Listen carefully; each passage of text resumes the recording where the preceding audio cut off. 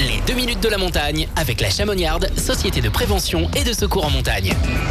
Pour tout savoir sur les conditions en montagne pour ce mardi 19 février, et nous avons avec nous Anne Révillot, qui est animatrice à la Chamoniarde du pôle montagne risque à Chamonix. Bonjour Anne.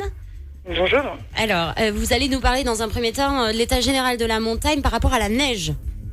Oui, écoutez, on sort de 3 journées exceptionnelles avec du soleil et une très bonne qualité de neige, que ce soit sur piste ou hors piste, grâce aux températures qui sont restées basses en fait depuis les dernières chutes de neige de vendredi dernier. Aujourd'hui, on passe en risque 2 au niveau avalanche, ce qui veut dire que le manteau neigeux est souvent bien stabilisé. Maintenant, un risque 2, ça ne veut pas dire qu'il n'y a plus de risque d'avalanche. Il faut encore rester vigilant dans les pentes raides de moyenne montagne qui voient le soleil. La neige va s'humidifier, donc s'alourdir, et ça peut partir éventuellement au passage d'un skieur ou d'un raquettiste.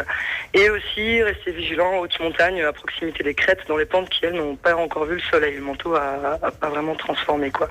Donc on peut avoir certaines plaques qui peuvent subsister.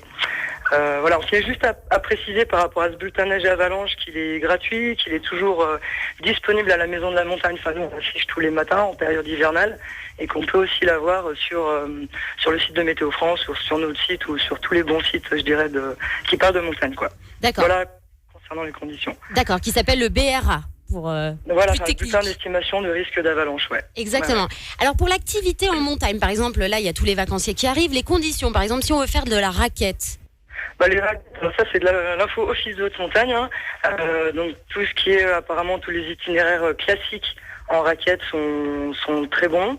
Enfin, en tout cas, ils sont tracés. Et puis vu la quantité de neige qu'on a, il y a pas trop de soucis. Les sentiers piétons, c'est pareil, c'est tracé, c'est pas trop gelé, tout va bien. Vous voulez la suite sur les autres activités? Oui, par exemple les cascades de glace. Il paraît que c'est bon, les cascades de glace, là, ça commence à être bien. C'est meilleur qu'en début de saison, oui. Après, de toute façon, c'est toujours pareil, tant que ça reste froid, là, c'est bon. Après, à suivre avec l'évolution de la météo. Cascade comme alpinisme, c'est en altitude, donc ça reste froid.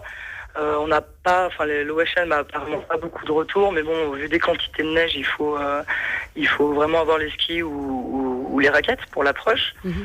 Puis après, la Vallée Blanche, c'est très bien enneigé cette année. L'arête est équipée et on descend toujours jusqu'à ski, jusqu'à Chamonix.